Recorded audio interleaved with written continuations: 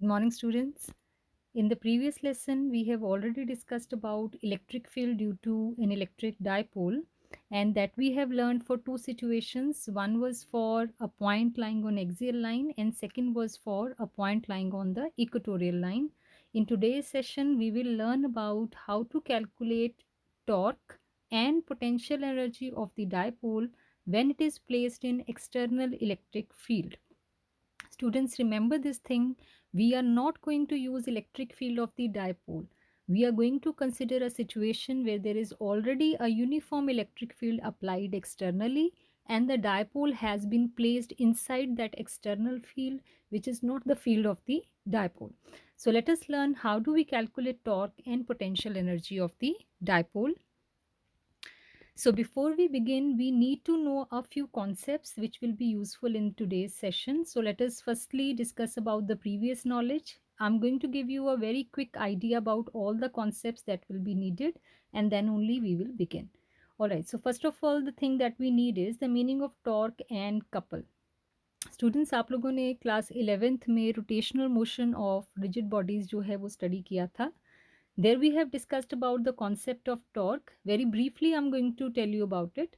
Torque का मतलब होता है rotational effect of force. Whenever a force is acting in such a way that it makes an object to rotate or turn, then we say it has caused certain rotational effect. How much that rotational effect is there, that is what we call as torque. Torque is also called as movement or movement of force. And how do we calculate it? Mathematically, we write torque. We generally symbol that we use is tau, and tau is written as r cross f. This is one of the ways of writing it, where r is the radius vector and f is the linear force which has been applied. Then this quantity is called as torque. Then another thing that we come across, that is called couple. We use the term couple or a couple of forces. What is the meaning of that particular thing?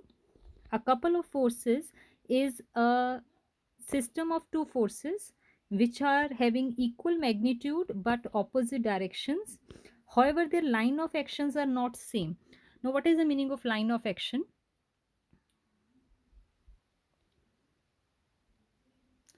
By line of action, we mean, students, see, one of the force is acting along this line and another is acting along this line. Otherwise, we know if there are two equal and opposite forces which are acting on the same point, अगर एक ही point पे act करती, their resultant would have been zero and there would not have been any other effect created by those two forces. But as these two forces are acting at some distance, now मान लो कि अगर यहाँ पे कोई object होती इसके in between, जिसके ऊपर ये दोनों फोर्सेस एक्ट कर रही होती, तो इफेक्ट क्या होना था कि इस ऑब्जेक्ट ने रोटेट करना स्टार्ट करना था under the influence of these forces. So such kind of forces which act along, which act at some distance, their line of action is not common. They are said to be creating a couple of forces, and such forces do create rotation and they do create torque. And the torque in this particular situation is given by either force multiplied by perpendicular distance between forces. So we need to take any one of these forces, as these forces are equal in their magnitude, so there is no difference in that. And second, what we need to take is the perpendicular distance. So here in this situation, this is the perpendicular distance r. So how do we calculate the torque? We take either force and we multiply it with the perpendicular distance. This is how do we calculate the torque for the case of couple of forces. Now, the mathematical expression I have already told you. Mathematical expression will either be either force into perpendicular distance or it will be r cross f. Third point is method to find direction of torque. Students, for that you can refer to the lecture regarding cross product of vectors which I have given you earlier. There we have learned how to calculate the cross product and how do we find out its direction. In brief, I'm going to tell you the direction could be found by using right hand screw rule or right hand rule. And in brief, that you need to remember is whenever I have two forces or any two given vectors, so this is some vector A and this is some vector B, and they are in the plane of this screen.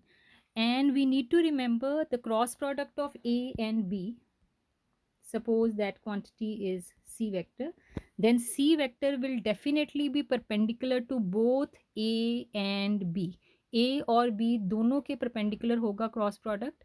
तो अगर इस screen में दो lines हैं A और B और C जो है वो A और B दोनों के परपेंडिकुलर है, then the only option left is कि C जो होना चाहिए पूरी स्क्रीन के परपेंडिकुलर होना चाहिए. तो पॉसिबिलिटी होगी या तो either it is perpendicular outwards towards your face और it will be perpendicular inward that is away from you. तो वो कौन सी डायरेक्शन होगी वो हमें राइट हैंड रूल से या राइट हैंड स्क्रू रूल से मिलेगी, लेकिन पॉसिबिलिटीज दो ही हैं, या तो वो इस परपेंडिकुलर के आउटवर्ड होगा, इस प्लेन के परपेंडिकुलर आउटवर्ड होगा, या परपेंडिकुलर इनवर्ड होगा. तो मैं आपको बता रही हूँ यहाँ पे अगर मैं राइट हैंड रूल अप्लाई करूँ तो ए क्रॉस बी फाइंड करने के लिए मुझे ए को राइट हैंड में पकड़ के उसे बी की तरफ रोटेट करना है this way, and my thumb will give me the direction of cross product, and in this particular situation that will be perpendicular inwards, right? So you can just give it a try or you can refer to the lecture about the vector cross products. All right, now after that we need to learn about the force acting on a charged particle in external field. इसकी भी ज़रूरत पड़ेगी आज हमें. Force acting on the charged particle in external field, we have learned that electric field is given by force per unit charge. Therefore, force will be equal to Q into E. This will be the expression for force acting on a point charge placed in external field. Next is direction of electric force on the positive and negative charge. Students, remember here, if this Q is positive, in that case the expression will become, and in this vector equation there is a positive sign in between, a vector on the left and a vector on the right hand side.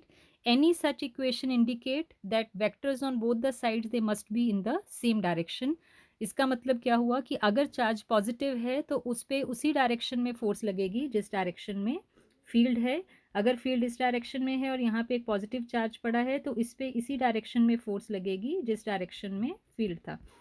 In contrast to that, if the given charge was negative charge, then it will experience a force in the direction opposite to the applied field. That means to say कि अगर वो charge होता negative तो उस पर force लगनी थी इस डायरेक्शन में. Alright, the next is the expression for work done by a constant and a variable force. अब बेटे work done की हमें क्यों ज़रूरत है यहाँ पे? As in the beginning I have told you we are going to calculate the expression for potential energy of the dipole. तो पोटेंशियल एनर्जी या कोई भी एनर्जी बिल्कुल थंब रूल है, कभी भी किसी तरह की एनर्जी हमने कैलकुलेट करनी है we always begin from work done and then in the end we say work done is equal to energy. So here we have to make use of work done. तो उसके लिए rule क्या है? अगर तो force constant है तो formula होता है work done is equal to F dot S, that's it. और अगर फोर्स वेरिएबल है, डिस्प्लेसमेंट के ओवर फोर्स चेंज हो रही है, तो हम पहले स्मॉल वर्क डन कैलकुलेट करते हैं for the small displacement, F dot D S या एफ डॉट डी एक्स लिखते हैं इसको, और उसके बाद टोटल वर्क डन जो कैलकुलेट करते हैं वो इसकी इंटीग्रेशन करके हम सॉल्व करते हैं. Then comes the analogy between linear and angular motion quantities. यहाँ पे बेटे कुछ एक क्वांटिटीज़ हैं जो लीनियर के केस में आपको उनके फॉर्मूले पता हैं, लेकिन एंगुलर के बारे में उसके क्या फॉर्मूले हैं that I am just going to give a bit of the idea. Linear की जो क्वांटिटीज़ हैं वो मैं इधर लिखने लगी हूँ और उनके कॉरस्पॉन्डिंग जो एंगुलर क्वांटिटीज़ हैं, एंगुलर मोशन की क्वांटिटीज़ हैं that I am going to write here. Linear motion में होती है डिस्प्लेसमेंट, एंगुलर मोशन में होती है एंगुलर डिस्प्लेसमेंट. लीनियर मोशन में होती है वेलोसिटी, एंगुलर में होती है एंगुलर वेलोसिटी ओमेगा. लीनियर में एक्सेलरेशन, इधर होती है angular acceleration alpha. Linear motion में होता है मास, इधर होता है मोमेंट ऑफ इनर्शिया. अब जो हमारे लिए यूज़फुल चीज़ है यहाँ पे वो मैं बताने लगी हूँ. लीनियर मोशन में होती है फोर्स, एंगुलर मोशन में उसकी जगह पे होता है टॉर्क. लीनियर मोशन में होता है लीनियर मोमेंटम और एंगुलर मोशन में होता है एंगुलर मोमेंटम. क्योंकि यहाँ पे हम जो डायपोल है उसका रोटेशनल मोशन कंसिडर करने लगे हैं तो we will come across the angular quantity. So you must know कि एंगुलर कौन सी एंगुलर क्वांटिटी किस पर्पज़ के लिए हम यूज़ करते हैं. So now having known all the previous knowledge that we needed, now let us move on to the main concepts. So the first thing that we are going to begin with, that is the torque on an electric dipole in uniform electric field. एक uniform externally applied field है और उसके अंदर एक dipole पड़ा है and we want to find out what is the torque acting on it. This is a very very important question from your examination point of view. You can generally get a question in the form of a direct derivation question where the question could be something like calculate the total force acting on the dipole and the torque acting on it when it is placed in uniform external electric field. So let us take it up in that particular form only. So initially we are considering a dipole which is made up of two charges plus and minus q, and then we consider the distance between those charges, that is the length of dipole, और वो length हमने मान ली है 2l. Now its dipole moment that we are considering to be p vector, और ये जो dipole है that is placed in uniform electric field. Students ध्यान से देखिए यहाँ पे जो हमने electric field lines show की हैं, they are parallel and equidistant. Such kind of representation shows a uniform electric field. तो हमने uniform electric field माना है E, और वहाँ पे जैसे हमने पहले डिस्कस किया दो चार्जेस हैं, एक प्लस एक माइनस, तो जो पॉजिटिव चार्ज है that experiences a force q into E that is in the direction of field, and the other charge is experiencing an equal amount of force however in the opposite direction, right? So these are the two forces which are acting on the system.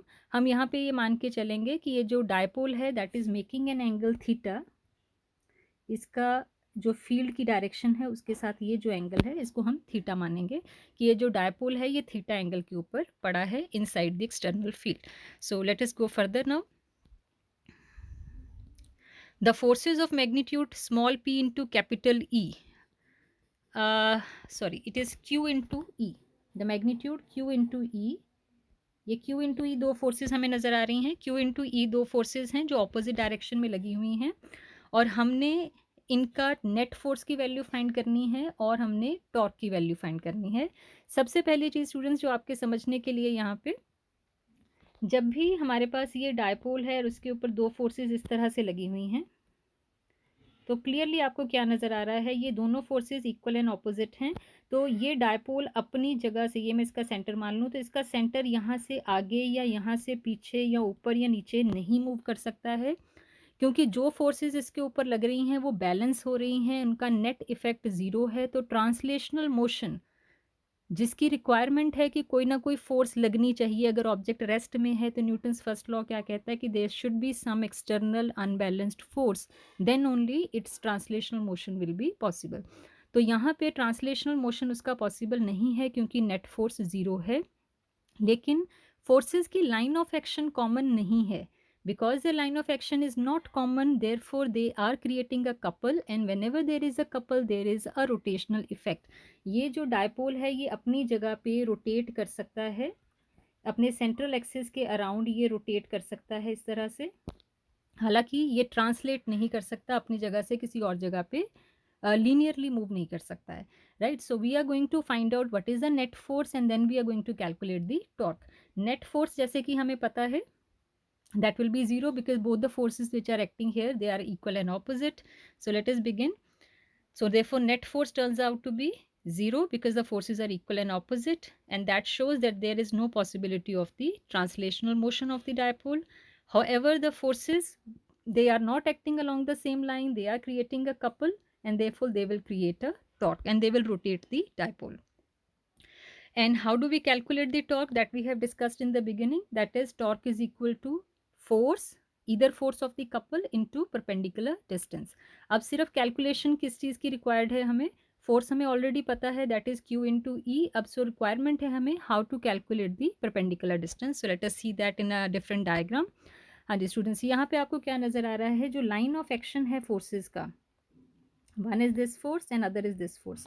Clearly in दोनों forces का जो line of action है उसके बीच में जो distance है वो ये डिस्टेंस है, and that distance could be seen in the triangle BC. अब उस ट्राइंगल के जो एंगल की वैल्यू है वो हमें थीटा दी हुई है, and the hypotenuse side is 2l, and we have to calculate its perpendicular. As we already know, perpendicular upon hypotenuse is equal to what? That is equal to sin theta. Therefore its perpendicular will be equal to hypotenuse times sin theta. तो ये जो r की value है ये किसके बराबर आ जाएगी?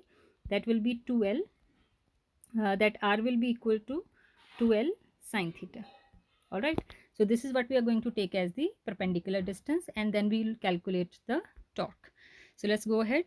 So torque will be equal to either force into this perpendicular distance which is BC, and that we have calculated to be 2l sin theta. तो टॉर्क आ जाएगा Q E into 2L sine theta.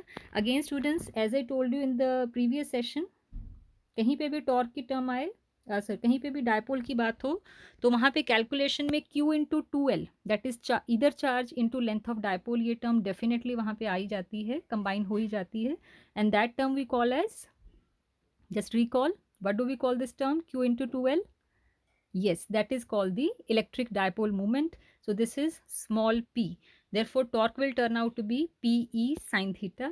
अब यहाँ तक value हमें मिल गई है clearly as you see the formula. Students, P एक वेक्टर क्वांटिटी है, E भी एक वेक्टर क्वांटिटी है, और यहाँ पे टर्म आ रही है PE sin theta, and theta is the angle between P vector and E vector. As you could see, यहाँ पे जो E वेक्टर था वो इस डायरेक्शन में था, और ये P वेक्टर की डायरेक्शन थी, this was P and this is E and this is the angle between them.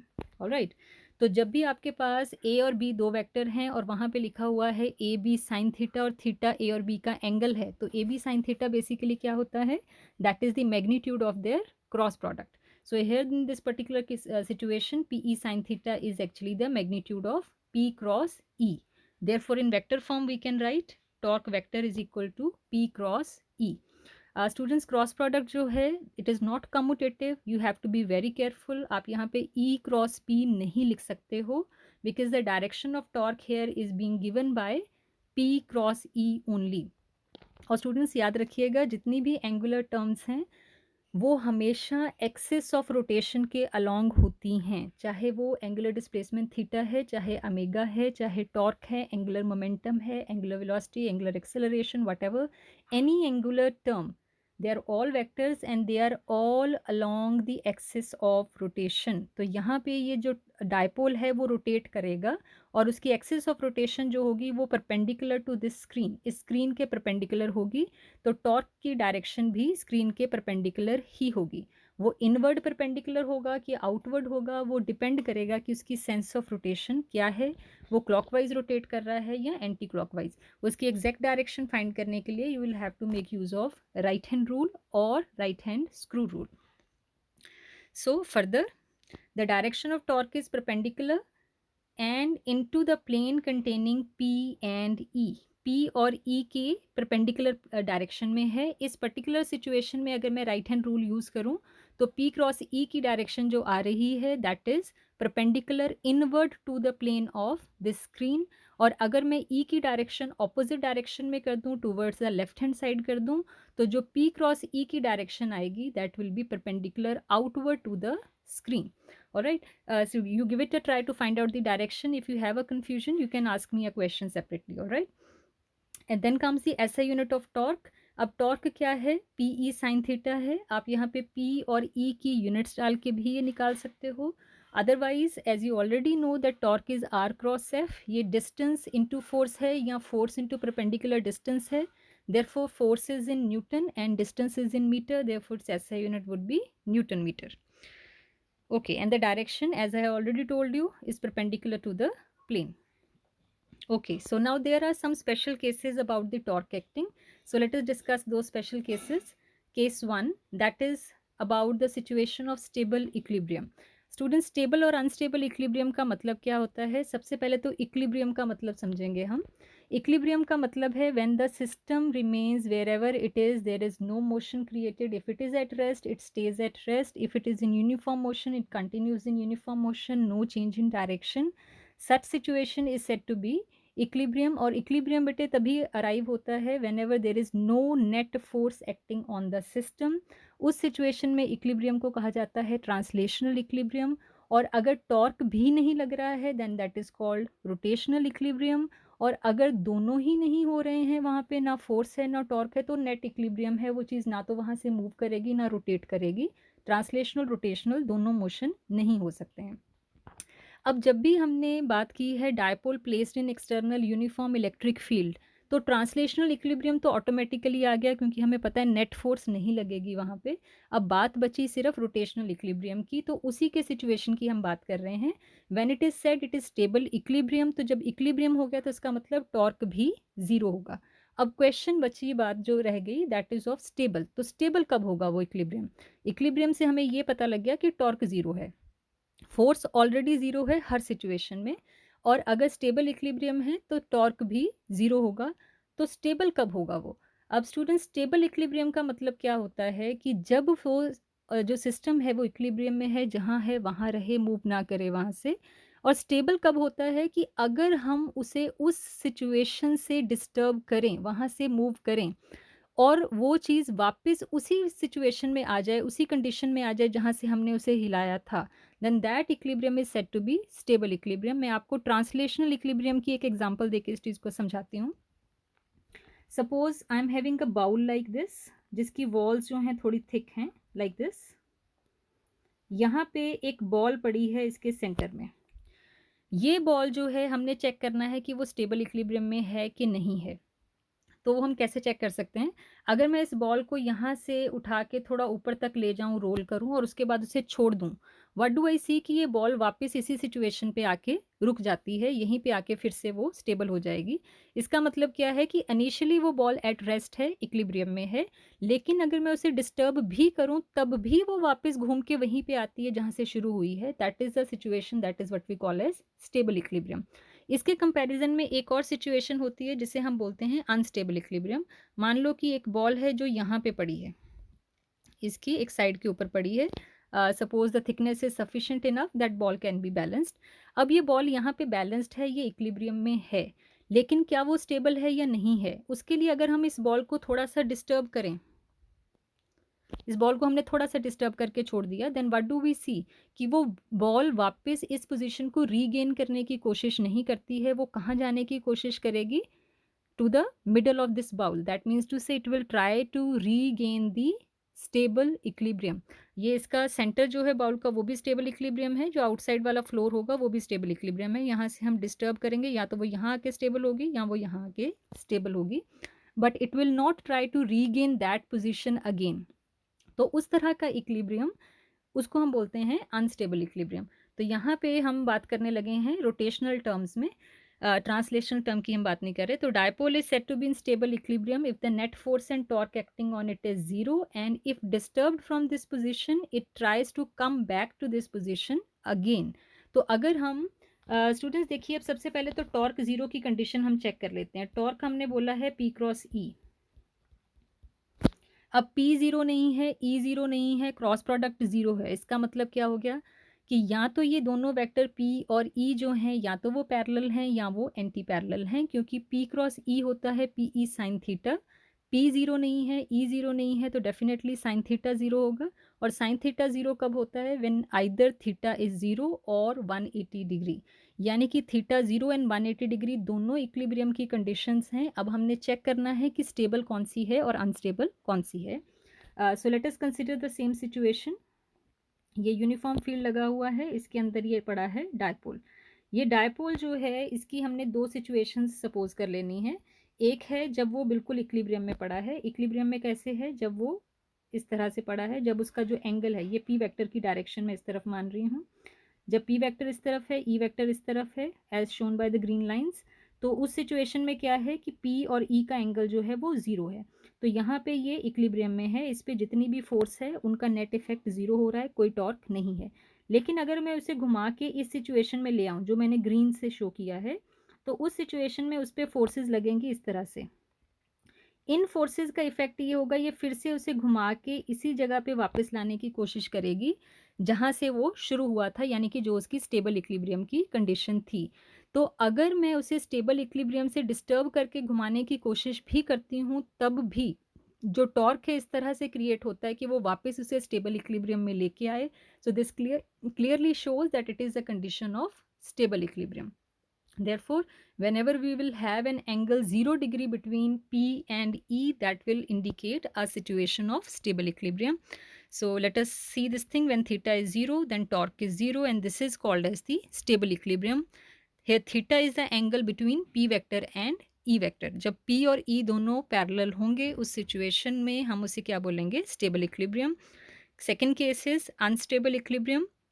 जैसे कि मैंने आपको ऑलरेडी बताया कि वहाँ पे भी टॉर्क ज़ीरो होगा, फोर्स तो ऑलरेडी ज़ीरो थी ही, लेकिन वहाँ से अगर डायपोल को एक बार हमने थोड़ा-सा भी डिस्टर्ब किया, तो वो वापस उस पोज़ीशन को रीगेन नहीं करेगा, वो वहाँ से फ्लिप कर जाएगा। जैसे मान लो कि यहाँ पे ये हमने फील्ड ले लिया है, इस फील्ड में now I am going to consider dipole which is lying in the situation of unstable equilibrium. ये मेरे पास ई की डायरेक्शन है और पी मुझे इस डायरेक्शन में चाहिए, तो पी इस डायरेक्शन में जाने के लिए this should be the negative charge and this should be the positive charge, right. तो ये डायपोल पड़ा है यहाँ पे, ये पड़ा है फील्ड के ऑपोजिट डायरेक्शन में, इसकी डायपोल मूवमेंट है। तो अभी हमने चेक करना है कि ये स्टेबल इक्विलिब्रियम है या अनस्टेबल। अगर यहाँ से मैं इस डायपोल को थोड़ा सा रोटेट कर दूँ, थोड़ा सा इसे यहाँ से टर्न कर दूँ, रोटेट कर दिया मैंने थोड़ा सा इसे अपनी अनस्टेबल इक्विलिब्रियम की कंडीशन से, तो अब इसके ऊपर फोर्स किस तरह से लगेगी। Now this charge is positive, ये फील्ड की डायरेक्शन में फोर्स एक्सपीरियंस करेगा, और दूसरा चार्ज जो है वो नेगेटिव है, वो फील्ड के ऑपोजिट डायरेक्शन में फोर्स एक्सपीरियंस करेगा। स्टूडेंट्स क्लियरली आपको नज़र आ रहा है कि इसका इफेक्ट ये होगा कि ये डायपोल जो है वो इस तरह से रोटेट करेगा। ये डायपोल वापस अपनी पोजीशन में जाने की तरफ नहीं आएगा, ये घूम के 0 डिग्री वाली कंडीशन यानी कि स्टेबल इक्विलिब्रियम में जाने की कोशिश करेगा। That is why it is called as unstable equilibrium. Equilibrium है, टॉर्क 0 है, लेकिन वो स्टेबल नहीं है। अगर वहाँ से थोड़ा सा भी डिस्टर्ब किया जाए तो वो वापस उस पोजीशन को रीगेन नहीं करेगा। Okay, third case is therefore when angle is 180 degree, angle between P and E is 180 degree, then torque is 0 and this situation is called unstable equilibrium. Then third case is maximum torque. अब torque क्या था, P E sine theta, कब maximum होगा, when sine theta is maximum, and what is the maximum value of sine theta, maximum value of sin theta is 1 when theta is 90 degree. Therefore, when the angle between P and E will be 90 degree, then torque will be maximum and its value will be simply P into E. Alright, one last situation, the dipole in non-uniform electric field. अब students अगर जो dipole है वो non-uniform electric field में है, uniform field में क्या होता था कि दोनों चार्जेस के ऊपर इक्वल फोर्सेस लगती थी, ऑपोजिट डायरेक्शन में होती थी, तो नेट फोर्स हर सिचुएशन में जीरो थी, एंगल कुछ भी हो net force will always be zero, तो ट्रांसलेशनल मोशन पॉसिबल नहीं था। लेकिन अगर फील्ड जो है वो नॉन यूनिफॉर्म है, कहने का मतलब क्या है कि ये मेरे पास डायपोल है, इसके ऊपर जो फोर्स इस तरफ लग रही है वो Q इंटू ई थी और जो इस तरफ लग रही है वो Q इंटू ई थी, लेकिन Q इंटू ई बराबर नहीं है। क्यू जो ई है वो चेंज कर रहा है, अपनी हर जगह पे अलग अलग हो सकता है। जैसे मान लो कि यहाँ पे मैं मैग्नीट्यूड डिफरेंट होने की बात कर रही हूँ, तो इसका मतलब क्या हो गया कि ये दोनों फोर्सेस जो हैं इनका मैग्नीट्यूड अभी बराबर नहीं है, तो एज अ रिजल्ट जो नेट फोर्स होगी वो जीरो नहीं होगी। इसका मतलब क्या है कि अगर डायपोल नॉन यूनिफॉर्म फील्ड में पड़ा है तो उसके ऊपर net force will be non zero, और अगर नेट फोर्स नॉन जीरो है that means to say translational motion will be possible. The dipole can move, can translate from one position to another, वो एक जगह से दूसरी जगह जा सकता है। लेकिन फोर्सेस जो हैं वो अभी भी रोटेशन क्रिएट करेंगी, therefore torque will also be there. लेकिन अब टॉर्क जो है, अगर मान लो कि ये दोनों फोर्सेस इक्वल एंड ऑपोजिट हों, इसकी वजह से ये चीज़ जो है वो रोटेट करनी शुरू हो जाएगी, इट विल रोटेट। लेकिन जब ये स्टेबल इक्विलिब्रियम की कंडीशन में पहुंचेगी, स्टेबल इक्विलिब्रियम यहाँ पे सिर्फ टॉर्क के कॉन्टेक्स्ट में बात हो रही है, तो एक फोर्स इस तरफ हो जाएगी, एक फोर्स इस तरफ हो जाएगी, उनका लाइन ऑफ एक्शन हो जाएगा सेम। जैसे ही ये दोनों फोर्सेस एक दूसरे के पैरेलल या एंटी पैरेलल होंगी, वैसे ही टॉर्क की वैल्यू जो है वो ज़ीरो हो जाएगी।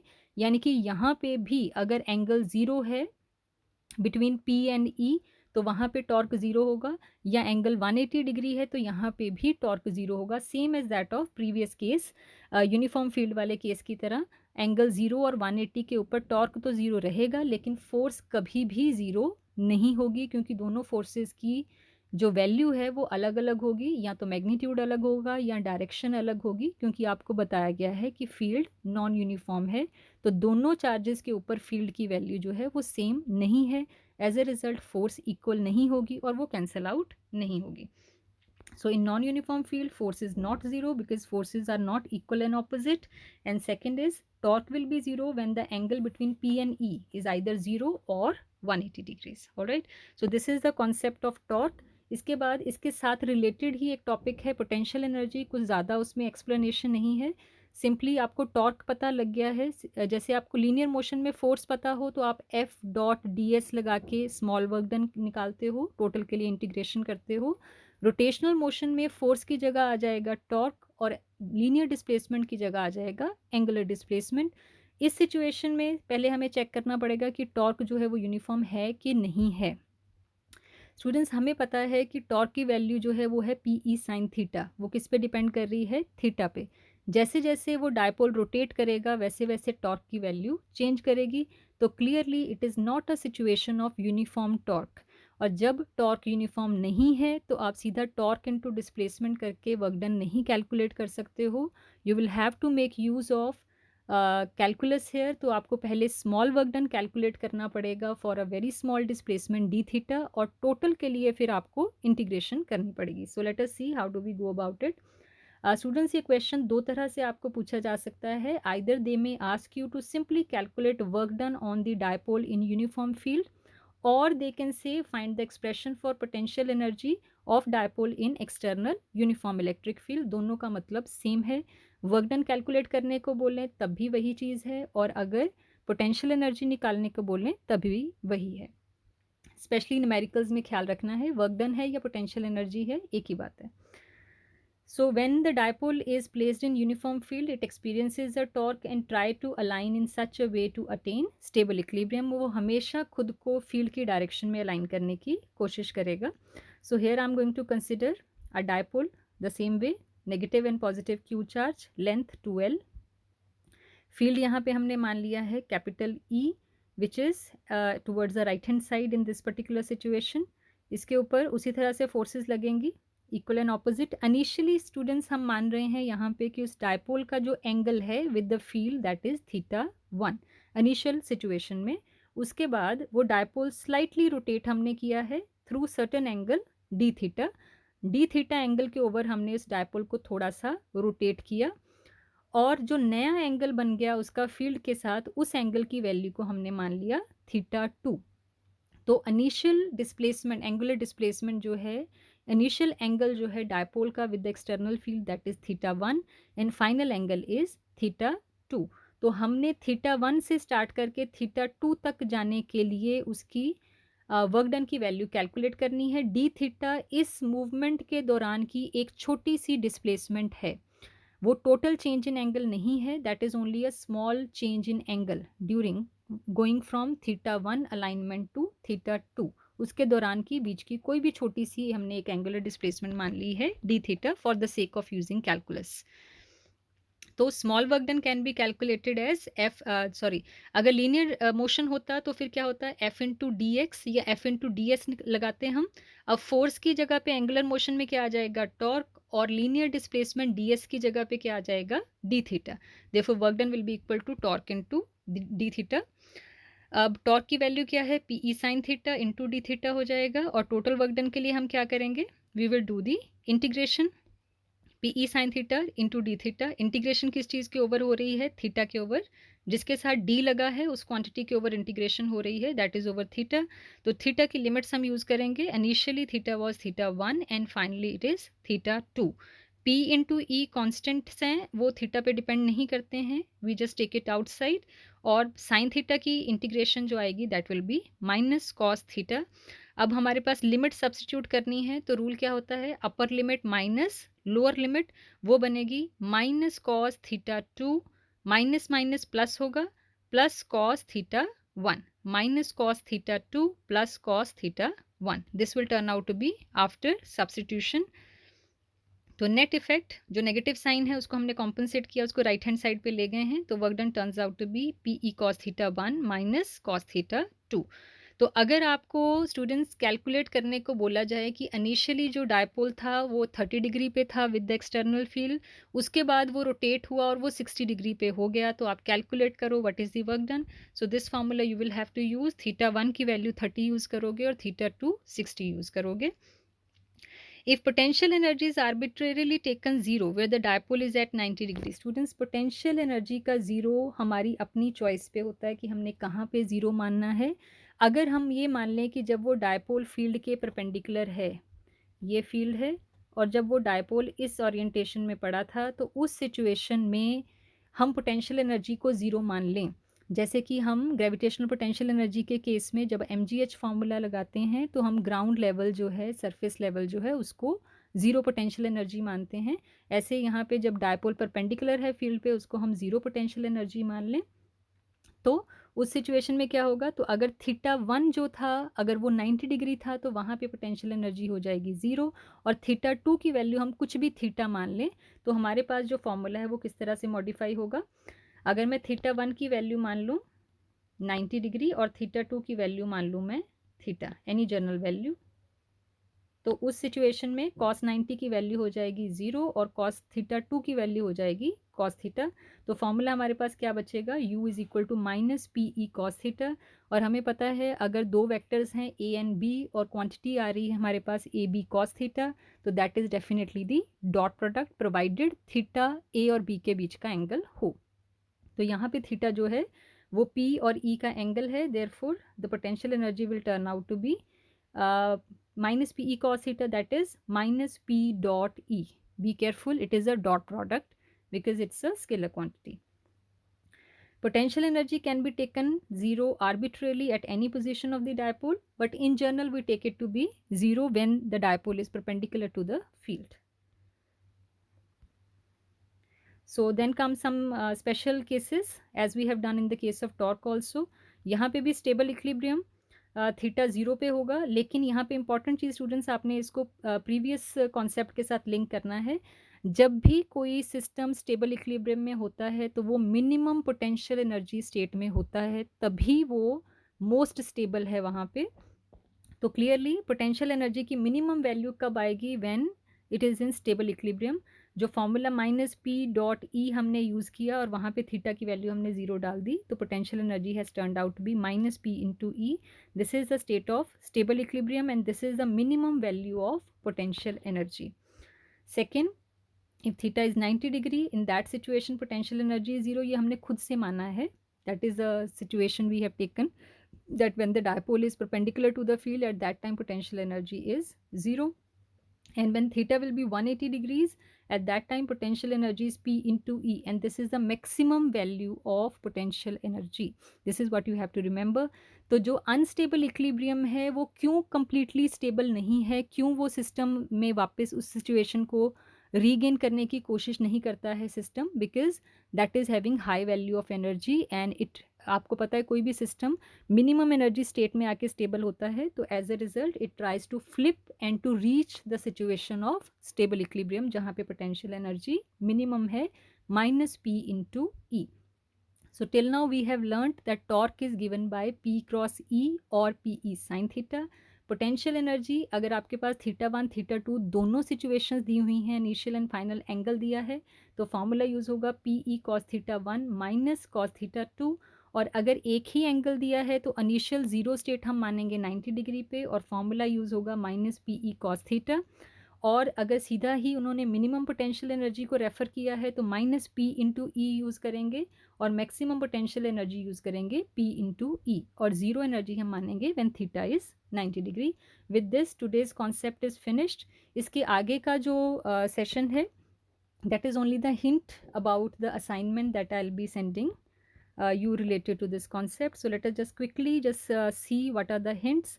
तो सिर्फ hints मैं बताऊंगी, total solutions you will get only in the evening. So first is electric dipole of moment this much is placed in electric field of this with its axis making an angle of 30 degree with the field. What is the torque acting? It is a very simple thing. Students see, P की value आपको दी हुई है, recognise कीजिए कौन सी value P की है. उसके बाद फील्ड की वैल्यू आपको दी हुई है, वो भी आप रिकॉग्नाइज कीजिए कौन सी वैल्यू है. यूनिट्स को यूज़ कीजिए रिकॉग्नाइज करने के लिए. P की यूनिट्स देखिए क्या होती हैं, E की यूनिट्स देखिए कौन सी हैं, तो वहाँ से रिकॉग्नाइज कीजिए और चेक कीजिए कि क्या आपको किसी चीज़ की कन्वर्जन की ज़रूरत तो नहीं है. After that the question is to calculate the torque.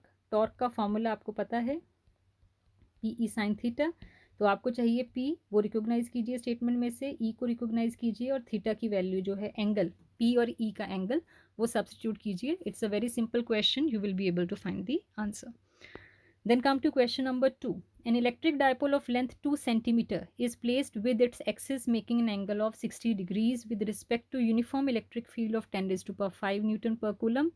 If it experiences a torque of 8 root 3 Newton meter, calculate the magnitude of charge on the dipole. Q calculate करना है आपने and potential energy of the dipole. Students, पहली चीज़ है आपको magnitude of charge यानी कि Q calculate करना है। आपको बताया क्या क्या हुआ है, लेंथ ऑफ डायपोल जिसको आप क्या लिखते हो 2L, that is given to be 2 centimetre. ये एसआई यूनिट्स में नहीं है, इसको कन्वर्ट करना पड़ेगा।